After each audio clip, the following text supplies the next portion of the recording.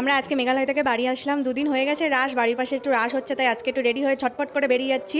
এদিকে গেটে তালা লাগাচ্ছি আর ও এদিকে ভিডিও করছে। বেরিয়ে একটু ঠাকুর মন্দিরে প্রণাম করলাম, ঠাকুর মন্দিরে প্রণাম করে টুকটুক পায়ে এগিয়ে গেলাম রাসের দিকে। আমাদের বাড়ি থেকে বেশি দূর না, মাত্র 20 সেকেন্ড লাগে। তারপরে একটু কীর্তনের ভিডিও করলাম, ভিডিও করতে করতে দেখলাম ওইদিকে চাঁদা দেওয়া হয়নি বলে আরেকজন চাঁদা দিচ্ছে। তারপর এইদিকে দেখি মাঠে বাচ্চারা খেলা করছে। তারপরে আমরা একটু দোকানে চলে গেলাম, দোকানে গিয়ে একটু ক্লিপ দেখছিলাম। ক্লিপ দেখার পরে একটু স্টাইল দিয়ে ঘূর্ণি দিয়ে কী সব ঘোরাচ্ছে, বাচ্চাদের খেলনা, মনে হয় ছোটো বাচ্চা তাই কিনবে। তারপরে একটু চশমা দেখছিলাম, দেখে একটু স্টাইল মারছিলাম যে কোন চশমাটা ভালো লাগে। ওইদিকে দেখো ভোদর চশমাটা দেখছে, তো এইদিকে আমি একটু চশমাটা দেখছিলাম। তারপর দেখি একটা বাচ্চা দেশলাই কাটি নিয়ে কী সব করছে, কিছু বুঝতে পারছি না। তারপরে চলে গেলাম একটু মোমোর দোকানে, ভেজ মোমো, আজকে ভেজ, তাই একটু মোমোটা টেস্ট করে দেখলাম। মোমোটা দারুণ খেতে, আমাদের বাড়ির পাশে একটা দাদা তৈরি করেছে।